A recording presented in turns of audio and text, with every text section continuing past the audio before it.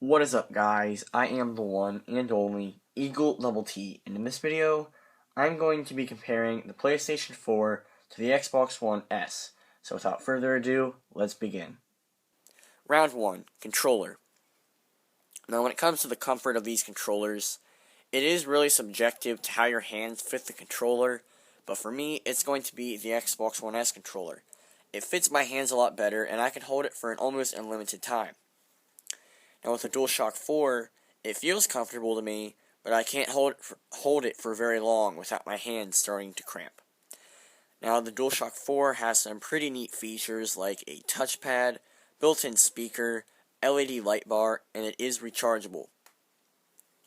The Xbox One S controller, the only real feature that it has is the direct rumble triggers, which have rumble motors in the triggers along with the regular two rumble motors, which just has a pretty nice rumble experience.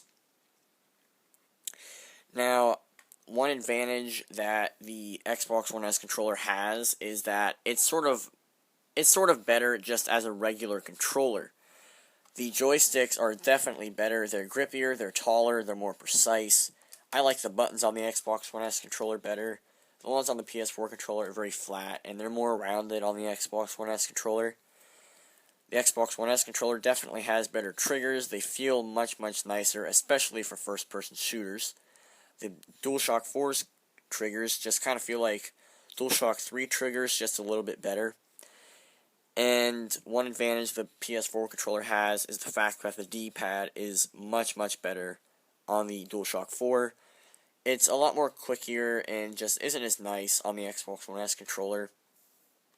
Also, one more thing to point out is that the DualShock 4 controller is rechargeable, while the Xbox One S controller is not. However, you can buy rechargeable battery packs for the Xbox One S controller at a fairly cheap price, around $10 to $20. The DualShock 4 may have some neat features, but in the end, the Xbox One S controller is the better controller. So it wins round 1. Round 2, Technical Specifications. Now when it comes to RAM, or memory, the Xbox One S has 8GB of DDR3 RAM, while the PS4 has 8GB of GDDR5 RAM. Now, DDR3 RAM is made for general computing, as in computers, and GDDR5 RAM is made for graphics performance. So essentially, the PS4 has the better RAM, but the Xbox One S makes up for this in terms of CPU and GPU. The Xbox One S has a GPU of 914 MHz, while the PS4 has an 800 MHz GPU. Now when it comes to the CPU, the Xbox One has an 8-core 1.75 GHz CPU, and the PS4 has an 8-core 1.6 GHz GPU. So basically, the Xbox One S is faster and can display more powerful graphics, but the PS4 has better memory. The Xbox One S is faster and more powerful, so I'm giving this point to the Xbox One S. Round 3, Games. Now, if you're looking at third-party games, these consoles are pretty much the same. They have a lot of sports games such as NBA, Call of Duty, Grand Theft Auto. But where the difference is in terms of exclusives or first-party titles, in which the PS4 has a lot more. Like, it's double what the Xbox One has. Literally double. Really, the three main games that the Xbox has for exclusives is Gears of War, Forza, and Halo. But the PS4 just has so many more, such as Nathan Drake.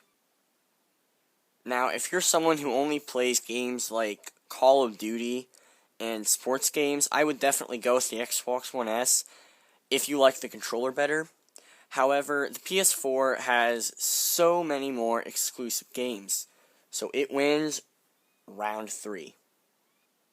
With a score of 1 for the PS4 and 2 for the Xbox One S, the Xbox One S is superior.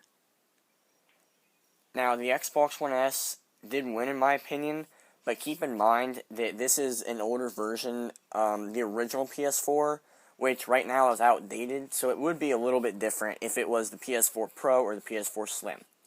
Please leave a like on this video if you enjoyed it, comment down below which you think is better, and please subscribe for more. I am the one and only Eagle Double T signing off. Goodbye.